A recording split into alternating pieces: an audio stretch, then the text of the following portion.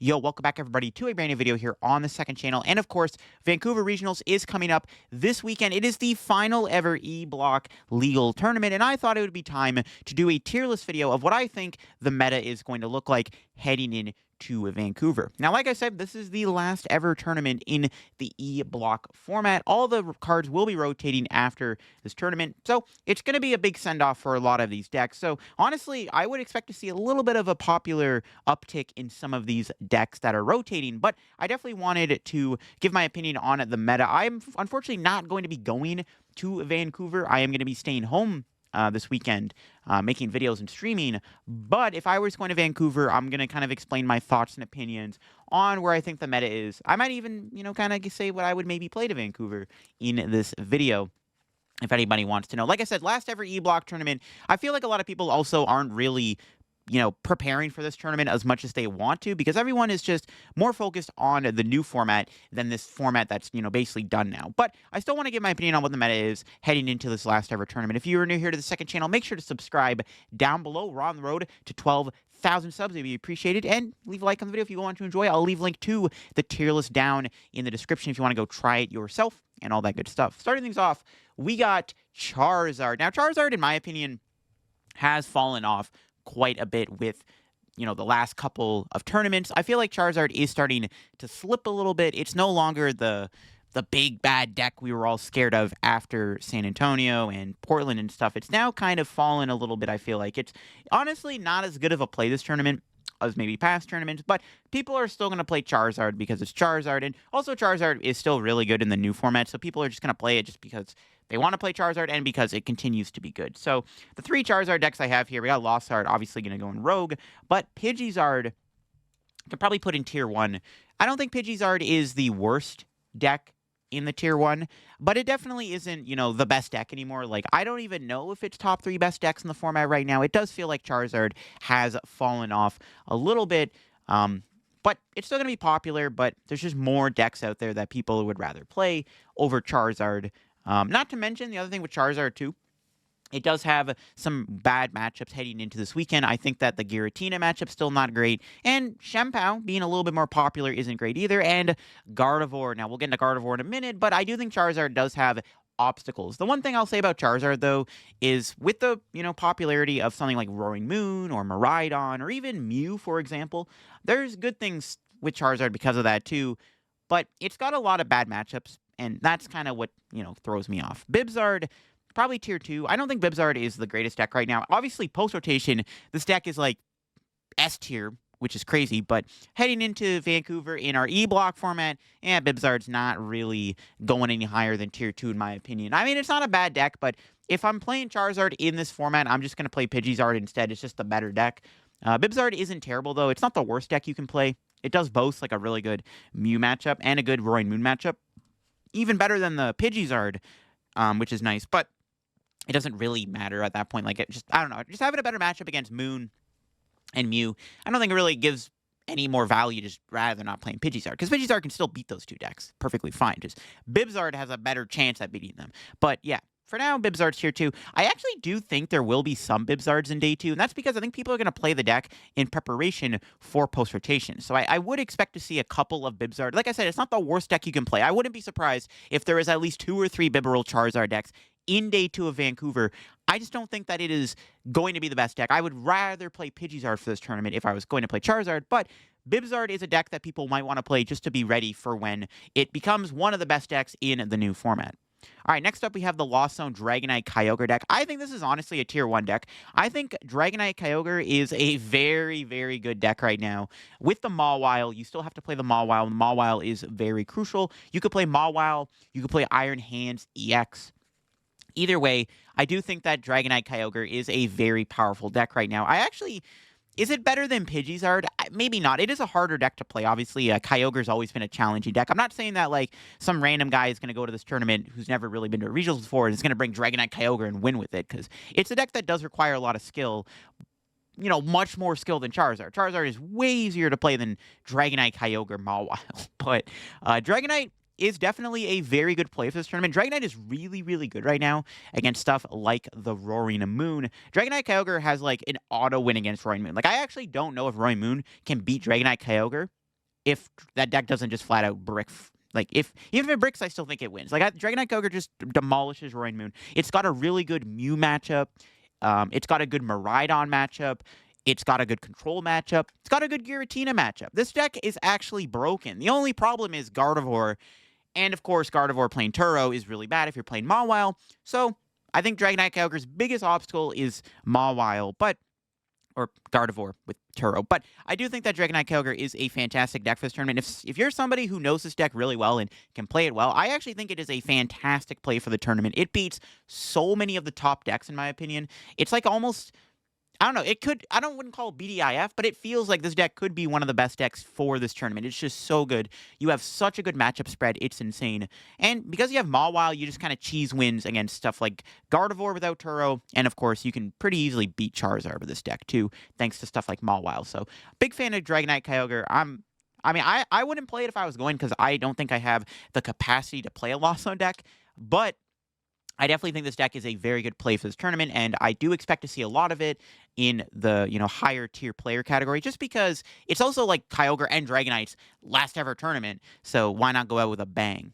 All right, next up we have Giratina, still a tier 1 deck. Giratina is still pretty much, top of the ladder right now. I guess we could probably organize the tier a bit. I do think Dragonite Kyogre is a better deck than Giratina for this tournament, but I do think Giratina is still a very powerful deck. It's also a very popular deck. It's obviously not as hard to play as Dragonite Kyogre, and it's also a little bit more linear and more easier to pilot overall. So I do think there's still going to be a good amount of Giratina this weekend. It's still a very strong deck. It, still kind of takes a lot of decent matchups to everything in the meta.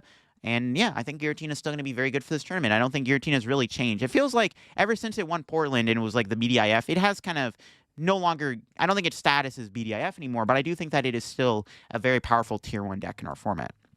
All right, Shenpao, probably tier 1.5, kind of in the middle of tier 2 and tier 1. It's a fine deck. There is a lot of issues with it. It's very inconsistent. It's very clunky. It's very bricky. It basically forces you to have a good turn 1 in order for this deck to even function. But it is a very good deck. If Shenpao sets up, it is insanely good. It beats a lot of decks. I think its Guardy matchup is decent. I think you have a decent Tina matchup. Your Zard matchup is pretty free. The only issue with the deck is stuff like Avery, obviously, Gardevoir playing double Avery, Tina playing Avery, Path the Peak, Judge, stuff like that. It's not a perfect deck, but if the deck, sets up and doesn't have a slow start, which it tends to have sometimes, I think the deck's really good. But I do think for now, it's just a tier 1.5 deck. I don't think I can ever push Shenpao in tier 1. It's too, bricky and too slow of a deck, it feels like sometimes. Sometimes you just get these awkward hands where you don't get a VIP, you get a lone Shenpao and maybe a Bidoof, you whiff turn on Frigibacks, and the game literally just ends on the spot, basically. So, I don't know. Next up is Mew. Double Turbo Mew's probably, tier 2. I think Fusion Mew... We'll talk about that real quick. I think Fusion Mew is a good play for this tournament. I'm going to put it in tier 1.5. That's only because Fusion Mew did just win the Utrecht special event, and I actually think Mew is going to be very good this weekend just because, 1, people want to play Mew one last time because Mew is rotating, and 2, it actually isn't even that bad of a deck right now. Fusion Mew can do anything. I mean, donking your opponent, having stuff like Ice Q is really good. I've seen a lot of the Fusion Mew list now on Twitter and stuff in the meta, now playing double Lost City in the deck and stuff. So I do think Fusion Mew is pretty good right now. And yeah, it's a strong deck. Definitely expect to see a little bit more Mew this weekend than normal, and that's just because people want to play the deck before it rotates. So yeah, Mew, definitely good. I would much rather play Fusion Mew over the straight double turbo Mew this weekend because Fusion Mew does have less obstacles, and also with Charizard kind of on the downswing a little bit. That's also a good thing for Fusion Mew. I'm not saying that Mew can't beat Charizard. I mean, Mew actually doesn't have the worst Charizard matchup thanks to Judge Path, really good in that matchup, but with Charizard just kind of slipping a little bit, it's not really a bad thing for Mew. If I'm playing Mew, I'd rather not see my opponent flip over a Charmander. You know what I mean? So I definitely think that Fusion Mew's the better way to play it. It's got a better Roaring Moon matchup. That's kind of my other thought about Fusion Mew is its Roaring Moon matchup is a little bit better than the double turbo, because you have the one prizers, which can really help offset the prize trade against Roaring Moon. Gardevoir, definitely tier 1. Honestly, Guardy's probably BDIF going into Vancouver. I think it's very popular, with Vancouver being the last ever tournament where Guardy's also going to be pretty playable. Definitely Gardevoir is going to be very popular, and also I think is just one of the best decks right now. The thing is, Gardevoir beats everything in Tier 1. I mean, look at all the decks in Tier 1. Charizard, Tina, Kyogre, Dragonite. If Guardy plays a Turo, it beats Dragonite, Kyogre, Mawile. Guardy usually can beat Giratina thanks to Cresselia. And it can beat Charizard pretty easily because Charizard struggles against Guardy a lot of the time. So yeah, that's basically Guardy in a nutshell. It beats everything in Tier 1. I think Guardy's definitely the best deck for this tournament. I think it's a very strong deck. It's going to be popular. People are going to want to play it before it rotates, right? So Gardevoir definitely is going to be one of the best decks for this tournament, if not the best deck, and also is going to be one of the most popular decks for this regional. All right, Goldengo, my boy, I'm going to have to put you in Tier 2, buddy. I actually don't think Goldengo's a bad deck, actually. Like, I think it honestly, you could make the case for it being higher, but Goldengo definitely feels like it's kind of not represented enough. I do think that the deck is just, I don't know, it feels like it's not represented. And I also think Goldengo's matchup spread's a little clunky. You have a really good Charizard matchup, but with Charizard slipping a little bit, it's not great. Your Guardy matchup is, like, atrocious. Your Kyogre Dragonite matchup's probably, actually, you probably have a good matchup against Dragonite Kyogre, to be honest. But your Tina matchup's 50-50, comes down a path. Your Shampoo matchup's 50-50. Your Mew matchup is good if you have Spiritomb, but Fusion Mew could be a little bit harder to beat. And of course, your matchup spread is kind of all over the place. I don't think Goldengo's any more than a Tier 2 deck right now, to be honest. So it's not a bad deck. I personally would probably consider running it back with the deck again in Vancouver because I like the deck. It's fun to play, but that doesn't equate to the deck being like a great play for this tournament. It feels like with Guardy and stuff being a little too hostile, I'm not a big fan of Goldengo for this tournament, as I was for Knoxville. Valiant's probably like Tier 2. I mean, the deck's just kind of, it's fine. It's a good deck. It's kind of like Goldengo. People are going to play it. Going to be a couple in day 2. It's not a bad play for this tournament. Its matchup spread isn't terrible. Like, I think you obviously have a decent Guardy matchup, which is a big deal. But I don't know. I don't really play the deck that much. I can't tell you really how good all your other matchups are. But I do think Valiant's like a fine play for this tournament, too. It's not the worst deck you can bring. Lost Box Glasses also, yeah, maybe Tier 2? I don't know. I like Glasses Lost Box a lot. I think the deck's still good. Tropius, really good. But like I said, like with Charizard slipping a little bit, the deck's like power kind of falls a little bit. Your matchup spread isn't bad, though. I think you have a good Tina matchup. Your Charizard matchup's fantastic. Your Mew matchup's good because you have Moltres and Roaring Moon, which is really hard for them to deal with. The problem is you're kind of awkward into Guardy. I mean, yeah, you have like dark Pokemon and Iron Hands, but Guardy can still be a challenge for the deck. I don't know. Lost Box Last is probably Tier 2. I don't think it'd be any higher than Tier 2. It's not a bad deck for this tournament, though, at all. I actually think it's decent. Its Roaring Moon matchup is also like insane. I think you have a really good Roaring Moon matchup, but other than that, I mean, yeah, the deck's okay. Next up, we have Rapid Strike. Tier 2 also pretty much just, it's Rapid Strike. It's probably not going to go anywhere heading into this weekend. It doesn't get better or worse, in my opinion. I mean, yeah, Guardy's a little bit more popular, but Guardy now has Moonlit Hill, which is really bad for the deck. And I also think we're at the point now where Guardy players know how to beat Rapid Strike. And Rapid Strike has also got a pretty bad matchup against Roaring Moon, which is not great. Your Tina matchup's okay. Your Charizard matchup's, decent. I guess your Dragonite matchup should be pretty free, too. But overall, Rapid Strike's just not really the greatest play for this tournament, in my opinion. It's not a bad deck by any means, but I don't know. It's fine. It's kind of like it's okay. But there's a reason why we haven't seen Rapid Strike perform as well in the last couple tournaments. That's because the deck's just falling off and, how good it is. Roaring Moon. Honestly, I ain't gonna lie, Roaring Moon is like probably Tier 1.5. It's definitely a very powerful deck in my opinion. I actually think Roaring Moon is a deck that, even though it on paper has a lot of bad matchups, I actually think the deck is just that good that who cares if it has bad matchups. So let's look at it. So Roaring Moon, bad Guardy matchup, bad Dragonite matchup, good Giratina matchup. Charizard probably can beat you because they do have ways to one-shot your Moon now that Moon is starting to cut the jellies and the capsules. So you're like, okay, why would I ever play Roaring Moon? Look at its matchup spread. It's abysmal. Why would I ever play this deck? Well, let me tell you, Roaring Moon is such a strong and fast deck that sometimes it doesn't even matter if you have a bad matchup. Like, you can easily beat Charizard if you go second and they have a slow start. You just capitalize on it. Roaring Moon is a deck that capitalizes on your opponent not setting up fast enough. You basically force your opponent to have to constantly keep up with the pressure that Roaring Moon, applies to you. So that's why I think the deck is still very, very powerful. I think the Pokemon catchers are 100% optimal. The build that we saw get second place at Utrecht, I 100% think is actually the optimal way to play Moon right now going to Vancouver. Pokemon Catcher, in my opinion, is a must-play in the Moon deck because it's just too good of a card not to play in a deck like this. It's very, very good. I think the Sada, Judge, Iono research split is fantastic. I think Roaring Moon is a very good deck. I know, like, it's like the deck that has a lot of bad matchups, but theoretically can beat any of your bad matchups because it capitalizes on your opponent having, slow starts or not setting up quick enough or just being able to just knock stuff out immediately is just really good. I mean, if you're playing against something like Charizard and, they only get one Zard, one Pidgeot play, if you knock out their Pidgeot and, like, judge them in the same turn, they're probably not getting another Charizard set up. You can kill their Charizard and they're just going to kind of struggle to keep up with you, basically. That's, like, Roaring Moon is just a good deck, okay? It's a good deck. I 100% think it's going to be extremely popular in Vancouver. 100%. I'm calling it Mooncouver, baby. It's definitely going to be a very popular deck this weekend. Probably going to be the second or third most played deck, if I'm being honest with you. Yeah.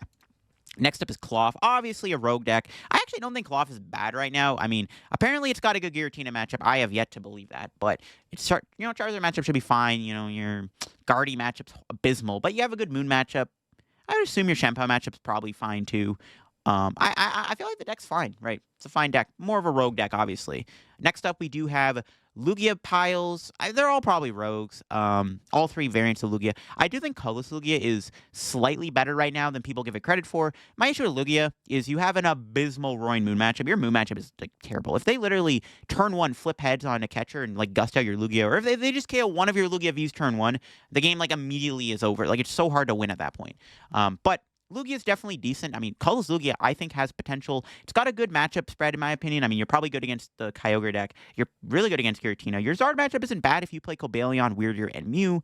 Yeah, I think that colorless Mew is actually better than people give it credit for, but I think all three Mews are just obviously in the rogue bad category. Yeah. Next up, we do have Arc Gigas. I should have maybe made like a tier 2.5. I would probably put Argigas in between Rogue and Bad. Okay, I'm going to put Argigas in tier 2.5. I'll probably put other decks in tier 2.5, like probably like Bibzar too. But yeah, Argigas is definitely not as good as it used to be. The problem with Arceus right now is Roaring Moon being really, really popular is not good for the deck. Also, Shenpao is like not a great matchup for Arc either. With both Shenpao and Moon being popular right now, it's very hostile towards Arc piles. Arc piles really do struggle against these decks specifically. And it's not the greatest play. Argigas is good when Charizard and even potentially like Giratina are really popular, but with those, with Charizard slipping off a little bit and with the popularity of stuff like Moon, Shenpao, and Guardy, Arc piles are a little sketchy to play right now. Arc Leafeon, same thing, tier 2.5. This Arc Leafeon deck has been doing good in online tourneys recently, and I wanted to include it as another Arc pile. This is like the only other Arc deck I've seen. I guess there's Arc Armarouge that kind of exists too, but I do think Arc Leafeon is also tier 2.5. It's the same thing as like Gigas, right? You play Arceus, you kind of just hope that you don't get, rolled over by a Moon or a Shenpao or a Guardy player, which those all seem to be bad matchups. Next up, we got the Lost Zone Charizard, Sablezard. Tier 2, Sablezard is fine. It's got a good matchup against Moon. I think your Kyogre Dragonite matchup's probably okay too. Your Guardy matchup is abysmal. Unless you're playing Mawile, then it's a little bit better, but you still have a shaky matchup against Guardy. Your Tina matchup's good. Zard matchup's like fine if you play Moon or TM Devo. I don't know. Sablezard's like a fine deck. It's kind of the same thing. It's like never going to be that popular, but it's always going to be somewhere in like tier 2. It's not a bad deck at all. Next up is Miraidon. All right, we got two variants of Miraidon. We got Peonydon and Pathdon. Honestly, both builds of Miraidon are probably tier 1.5 for this tournament. One of the reasons why Miraidon seems like a good play for this tournament is literally because of Gardevoir. Gardevoir, in my opinion, best deck in the format right now going into Vancouver. Miraidon, one of the best decks that can actually beat Gardevoir consistently, thanks to good old Iron Hands, right? So Miraidon seems like a good play. Now, if I were to rank Miraidon and how good they were, I would say the Peony build is better than the Path build, but they're both pretty good plays. Like, if you want to, build Miraidon, test both builds for yourself for this tournament, definitely play them both and try them out. They're both good and bad. They both have upsides and downsides. Peony Miraidon is a little bit more straightforward, has a better chance of getting turn 1 hands. Path is a little bit more reliant on, your supporters, but you stay a little bit more consistent and stuff. So, I don't know. I think both builds are strong. Nonetheless, I think Peony is slightly better because Miraidon's objective should be to get turn 1 Iron Hands, right? So that's why I think Peony is stronger than Path. But Path has more, stuff because you have Path, right? That's basically that. Yeah, Miraidon's really good for this tournament. It's got a 50-50 matchup spread against Moon and Shenpao pretty much. Your Tina matchup, it's fine. I don't think Tina's actually that bad of a matchup for Miraidon.